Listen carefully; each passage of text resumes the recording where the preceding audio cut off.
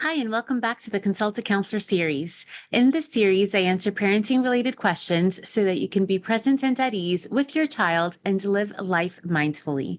Today's question is: recently, I was criticized about my child being in a lot of activities. How much is too much? I remember my days as a school counselor. I would hear all of the activities that kids were involved in, specifically middle school kids.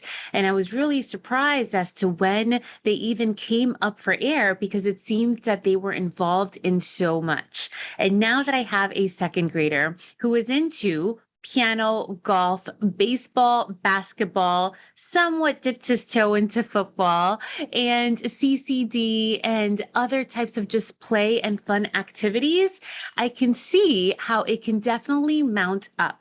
Now, it's really important to keep in mind, though, that, for example, golf, baseball, football, and basketball don't all happen in the same season. So, although kids can do a lot, it can definitely be spread out over the course of time.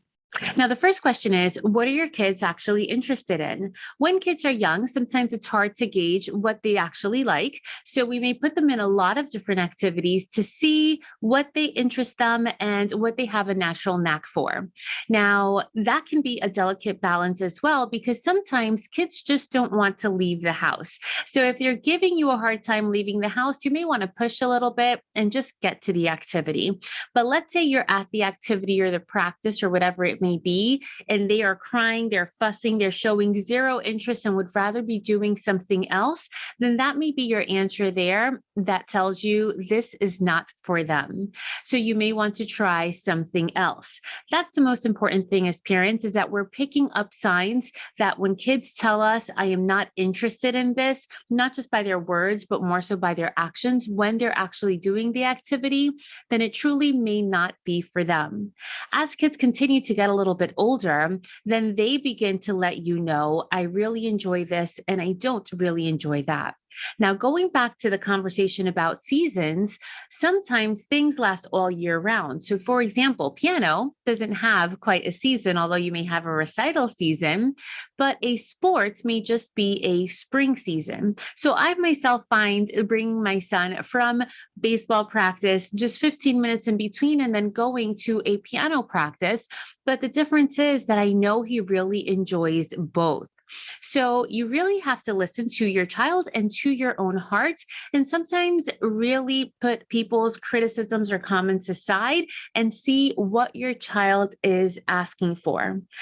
More important than anything else, besides having your child be a well rounded, versatile type of kid, is really important that they have time to just relax and have time to play, regardless of age. So if we are booking our kids, let's say, from a Kumon to a piano to a sport, and between the hours of 3 when they get out of school and 9 when they're winding down to go to bed, if they barely have time to even do their homework, then you may want to have a conversation with your child to really see where their interests are and maybe what you have them involved in. And is it more for your child, or is it more for you to get fulfillment out of an activity that perhaps you did as a kid, or maybe one that you didn't get a chance to do? So, as long as kids are interested in what they're doing, as long as they are letting us know that they love whatever it is on their plate, as long as kids have time to do their actual school work, and that they have time to relax, which is just as important as doing schoolwork, then they may have a healthy balance. And understanding that some kids just like to do a little bit of everything and some like to relax a little bit more. But it is super important that kids get that relaxation time, but that they also get the time to move their bodies. And please keep in mind that not all kids are into sports or dance, which seem to be the top major two things, along with a musical instrument. Sometimes we have somebody who is interested in student government or poli sci type of of club or a STEM club or the debate club. And sometimes those opportunities present themselves more so in high school than when kids are young. So we may want to find other things that interest them, maybe even outside of a school where they can feed their interests and develop those skills that may lead into those types of clubs as they get older. So 3 things to keep in mind when kids are young, we are definitely exposing them to all the variety of things that they can actually do. But one of the things that we want kids to learn is the commitment and the follow through, the importance of that.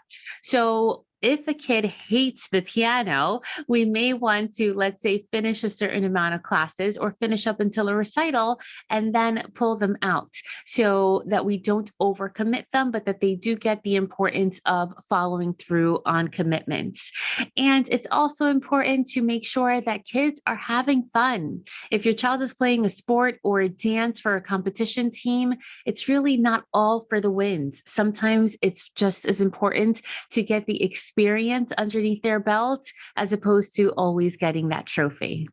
So I hope this helped. If you think this could help another mom or dad friend, be sure to share it with them. And make sure to subscribe to the Free to Be Mindful podcast so that you don't miss the next one. If you have any questions for the Consult a Counselor series, you can always email me at podcast@freetobemindful.com or DM me on Instagram at Counselor V de Jesus. And remember, in a world where you are free to be anything that you want to be, you are always free to be mindful. Thanks so much and catch you next time.